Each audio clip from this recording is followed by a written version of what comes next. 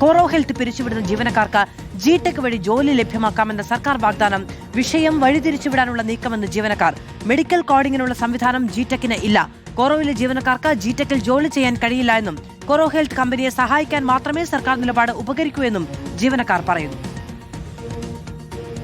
G-tech സംബന്ധിച്ചോളം അവർ software related വർക്കുകൾ ചെയ്യുന്ന ആളുകളാണ്. ഞങ്ങളുടെ പൂർണ്ണമായിട്ടും മെഡിക്കൽ റിലേറ്റഡ് ചെയ്യുന്ന കോഡിംഗ് ആണ്. അപ്പം ഒരിക്കലും ജി-ടെക് പോലെ ഒരു ഗ്രൂപ്പ് ഓഫ് കമ്പനീസിന് അക്കോമഡേറ്റ് ചെയ്യാൻ പറ്റുന്നതല്ല നിലവിലുള്ള ഈ 900 എംപ്ലോയീസിന്.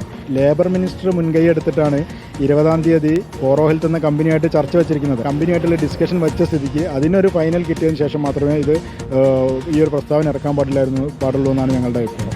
ഗവൺമെൻറ്റിന് മുൻകൈ എടുത്ത് ജി-ടെക് എന്ന് പറഞ്ഞ കുറച്ച് കമ്പനികൾ ഇവർക്ക് ജോലി കൊടുക്കുന്നു, ഞങ്ങൾ റീഓപ്പൺ ചെയ്യേണ്ട.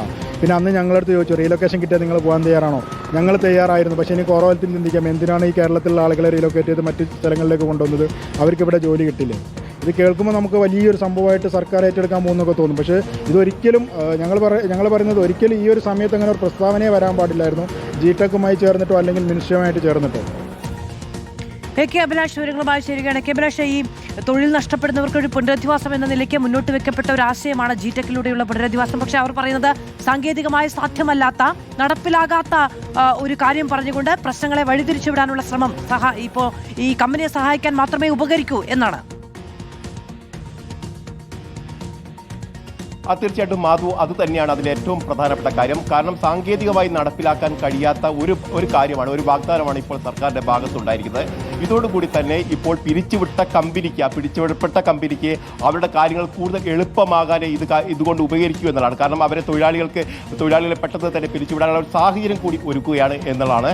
ഏതായാലും ജി-ടെക് എന്ന് പറയുന്നത് ഈ സോഫ്റ്റ്വെയർ കമ്പനികളുടെ ഒരു കൂട്ടായ്മയാണ്. അവിടെ സോഫ്റ്റ്വെയർ റിലേറ്റഡ് ആയിട്ടുള്ള കാര്യങ്ങളാണ് നടക്കുന്നത്. പക്ഷേ ഈ കോറോ ഹെൽത്ത് എന്ന് പറയുന്നത് മെഡിക്കൽ റിലേറ്റഡ് ആയിട്ടുള്ള കാര്യങ്ങളാണ് അവിടെ നടക്കുന്നത്. അതുകൊണ്ട് തന്നെ ഇവിടെയുള്ള ജീവനക്കാരെ അങ്ങോട്ട് അക്കോമഡേറ്റ് ചെയ്യുക അല്ലെങ്കിൽ അവിടെ എടുക്കുക എന്നത് യാതൊരു കാരണവശാലും നടക്കുന്ന കാര്യമല്ല. അതുമായി യോജിച്ചു പോകാൻ ഇവിടുത്തെ ജീവനക്കാർക്ക് സാധ്യമല്ല. കാരണം അവർ വ്യത്യസ്ത ഈ വിഭാഗങ്ങളിൽ ജോലി ചെയ്യുന്ന ആളുകളാണ്. അതുകൊണ്ട് തന്നെ ആ രീതിയിൽ നടക്കില്ല. പക്ഷേ ഇപ്പോൾ സർക്കാർ ഇതുമായി ബന്ധപ്പെട്ട മധ്യശ്രമം നടക്കുമ്പോൾ ഇത്തരത്തിലുള്ള പ്രസ്താവന നടത്താൻ പാടില്ലായിരുന്നു, അത് ഉചിതമായില്ല എന്നുള്ള കാര്യം കൂടി പറയുന്നു. ഏതായാലും കോറോ ഹെൽത്തിലെ ജീവനക്കാർ അങ്ങോട്ട് പോകാൻ തയ്യാറല്ല എന്നുള്ള കാര്യമാണ് പറയുന്നത്.